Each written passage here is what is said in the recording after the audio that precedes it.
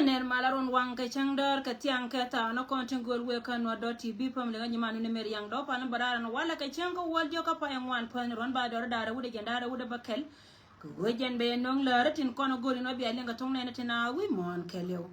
la nyama na no goro go balar kona tana na chita kai korin chi tuore do arka ko ba county chet kemen chi ne diala nen ka tana na chi ben ka korar kon ne diala kon chal ke ji do arka go chi loy contest kemen chi ko dana let ko kon en go ba nyo kama ba e ben chuop kon ne diala kon kan te ke len ka dio ko je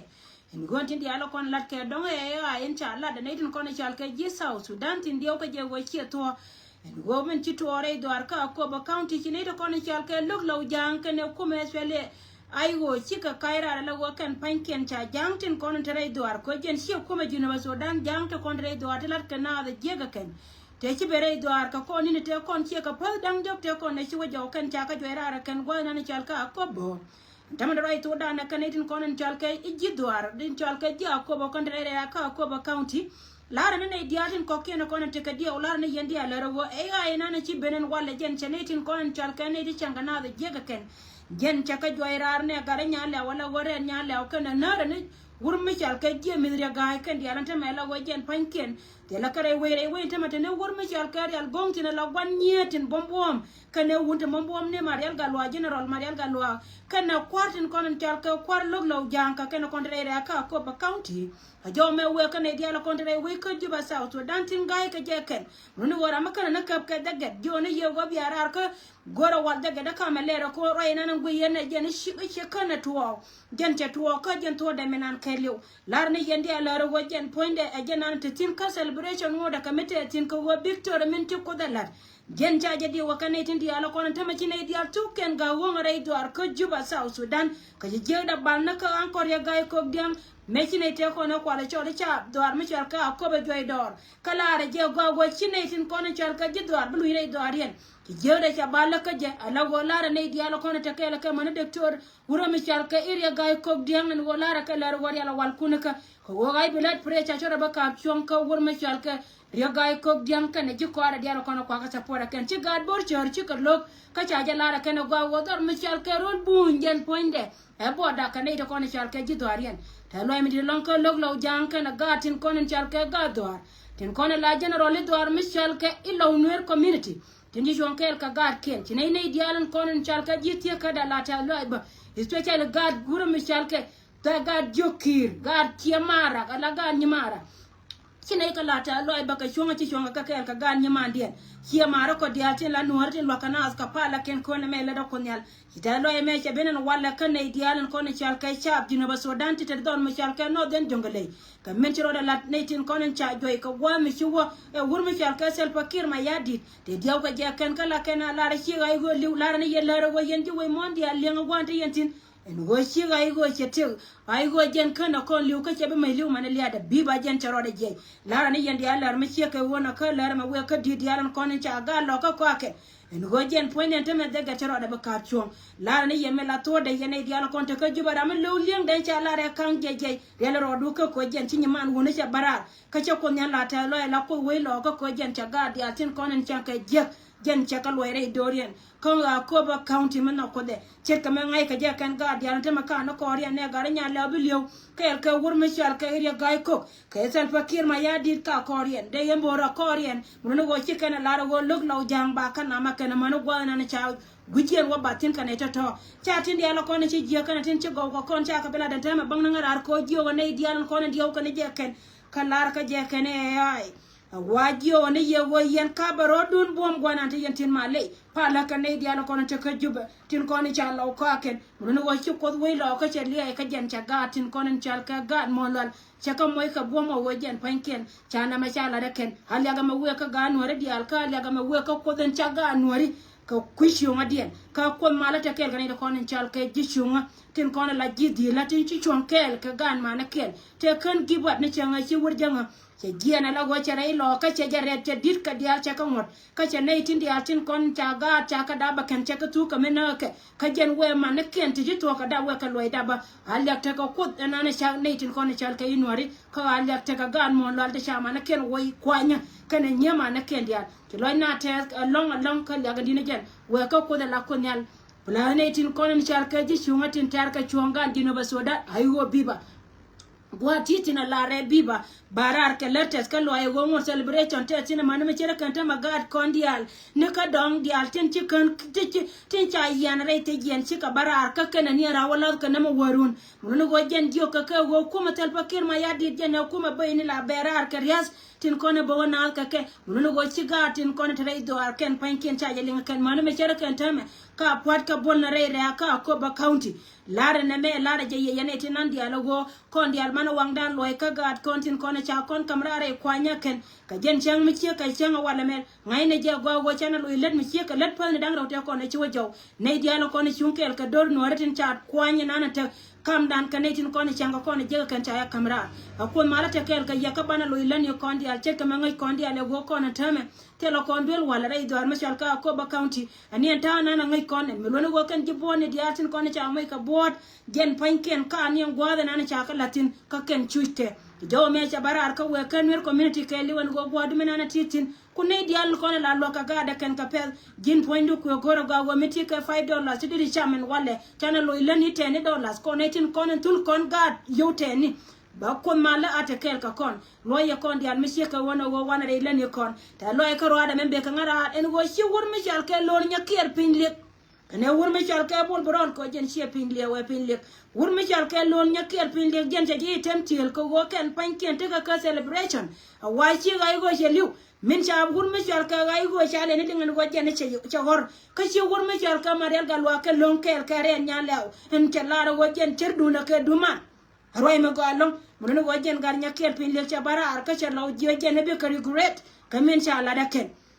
garnya pi kier pin yew yen sel pa kier ma yadi kon jiji no ba Sudan di ala kon nak yen ke kine bi regret ke lian liu koko lare jine me go jin point ba ka jiji kon ga do kon sel ka ga lo ka ci division 2 ne cha bara kan me rir kenyin ko ngai je go jine jin gurkel re woni di atin kon ko ka nori ken mi ci ro da ngon nganya la go jen point de ci point de we rep ka me la rode ba jiji go ga nya kier pin yew eni ma biano ko re de ka je Rai me lara je yene tin konen siaron wan ngan go ko twende mi siatan cherit kay nyoka malwoy ke jo biate jene yen gad bol cher dial ko la yena le wi mon ke liu en go chire nya ker pin liu me la gam lag dar tel pakir ma yadi la mi dol ni jani gen che lara wo jene biari kuret gwanan te yentin mono go mon nog yene tin konen te pin de yene me de jo gore bo nu kun ko go kan te diala to chi ka birwe ata loy mi de lon ko je loy ka di lo ka dia din cha ga din ne ge ka cha ko ke bor cher chero de je lara gan ma re dial nyima woni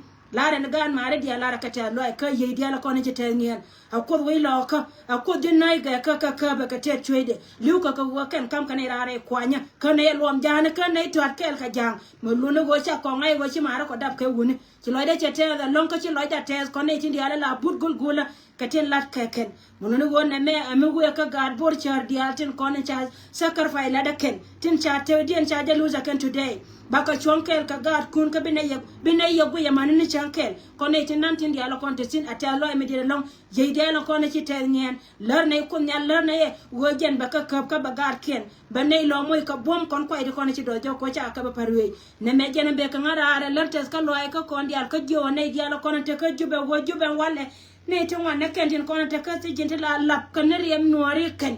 Rudi and Diallo when a kayam to cork and the alchaka moika yesal, when you want to match a lara was she color a mecantua. Ray wake Juba South Sudan, Japan Kaga, Locket in Konicham Kariam Locker, Kentiam Kamin Betua. Kantama Diago Jaba won Tian and a man, be would Michel Castle Bakir Mayadi, but the green camera. La Wega Jaba won Nation Diallo Konichua. Tinteriudian take a kay yen and teme. Teda gan borchar di ukana be woken di comedy dia campaign ti diala ti ta lo e me be lo manana rol jokir menna kode ti diala konen ti to on ta mere lo ka bi ka to ba melono wogen bi gang dor kiro be je be le kana ida kon a wona rai kwer woni ka panga ti kon mala she lonja o ka gen poine che wang de nyoko lui gatke an loy no kon yata loy kone ida kon shal ka jidur a jana be ka ngara na malara ni kon yata loy ka celebration lui ka ngajo ka baba jona lo wew dialin kono ka kana yeken baba jona ye wo shi wona waitin kono ngot ke te la gadi na ga ka dangjo kel ka nyema na ken darew ken chama na ken kamrar kwanya Mano go jen point go jen tama chine dialan konon gorga je ken go ken bi ka mit kariam gan lo ka shod dor me shel ka kobo jen point go ye jen tama chi yo to chi ka bara anal yak te ka ko de chawlo ne me jen be ka ngara ka jen ukire dum ti de me yene diala kono la yana go ka ne diala kono la bagra chi information ma kam kono go loy ne let mane da be dial tin kono cha gan wala cha ga da ba kan ne dor la jori state ne kan ne tin kono ni shalke you counties dang barot in bang narar tin cheng chak ka binti unity state biarar gwani diala konde yen tin cha gad tin konen chal ka gad kun raymond lo ka jen cha ka nyoka mo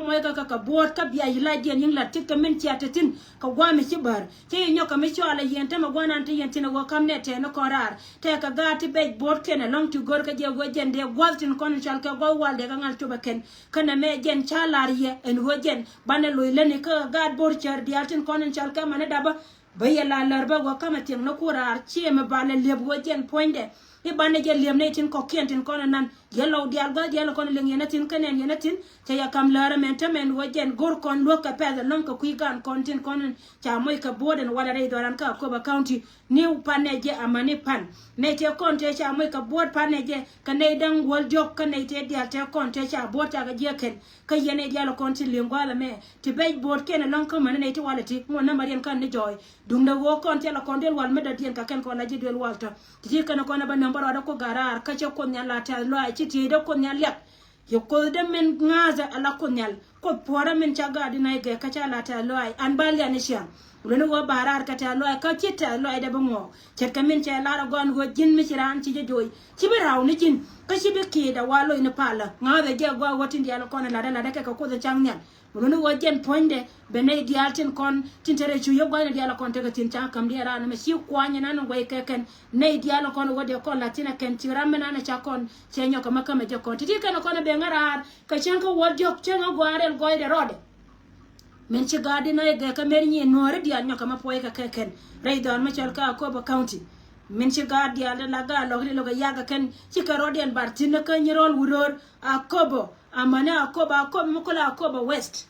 cha ka nyo ka malo ka chien ye ke re nya lew ye ne dia la kon ci tie ala wo jen chalen ka gatin kon chal ka gat kon but not confirm kana no confirm go wo jen ne to lakin chalen ka ankol gargalwa ni maria